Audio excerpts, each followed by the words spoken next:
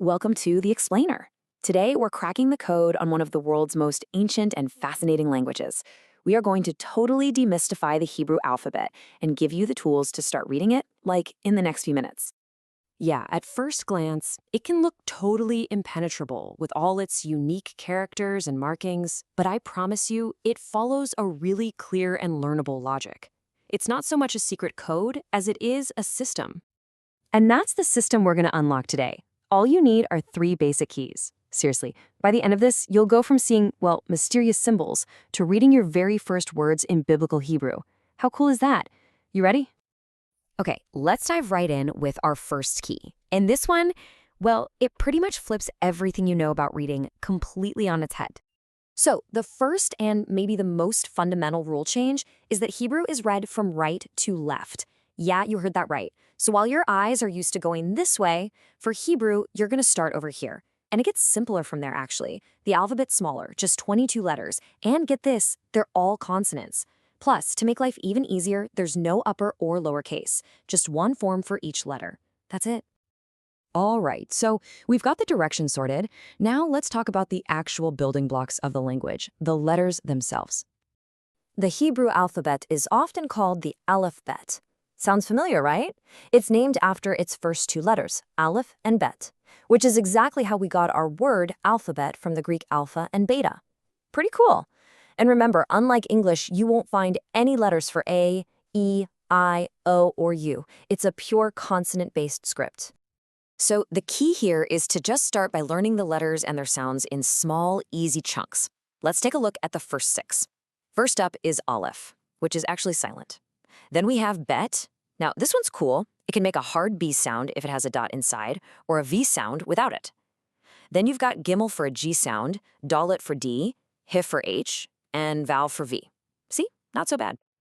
And right about now, you're probably thinking, wait a minute. If it's all consonants, how in the world do you make any sounds? It's a great question, and the answer leads us to the most elegant part of the whole system, and our final key. So this brings us to key number 3, which is all about unlocking the vowels and finally making some noise. So how does Hebrew solve this vowel problem? With a really clever system of markings called nikud. Basically, they're just little dots and dashes that you place around the consonants, and they tell you exactly which vowel sound to make. You can think of them like little instructions for your voice. And this shows you perfectly how it works. It's a super simple formula. You always pronounce the consonant first and then the vowel sound that comes with it. So you take a consonant like bet, which makes that b sound, you add the vowel mark underneath it, which stands for and boom, together you get the syllable ba. Every single syllable is built just like that, consonant, then vowel. Okay, we have all 3 keys, right? We know to read right to left, we've met some consonants, and we know how the vowel marks work. Now for the fun part. Let's put it all together and unlock some actual words.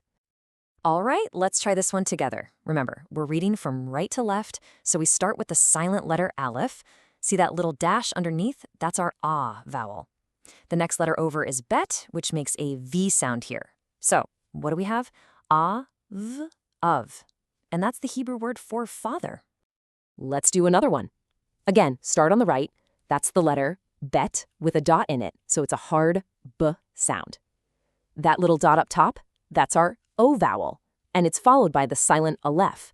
So let's put it together. B, O, bo. That means come. See? You're doing it. You're reading Hebrew. Okay, how about a name you might even recognize? On the right, we've got Dalet. That's the D sound. Below it is our ah vowel, and the last letter is nun, which makes an N sound. D-A-N. Dan. You literally just read a name in Hebrew. You see how it all works? It's just a system of simple building blocks that creates complex meaning. I mean, think about it. Just a few minutes ago, you are looking at what seemed like a secret code, and now you're actually reading words. The logic behind it is just so simple and powerful. And what's really cool is as you get more comfortable, you'll start picking up on the finer details. Like, you'll learn to spot the subtle differences between letters that look almost identical. For instance, telling apart the rounded bet from the more angular kaf, or noticing the sharp corner on a dalet versus the smooth curve on a resh. That's kind of the next level of mastering the alphabet. So the code is broken. You now have the 3 fundamental keys you need to start reading. With just these tools, a whole 3,000-year-old library of history, poetry, and philosophy is just waiting for you. So the only real question left is, what stories are you going to discover first?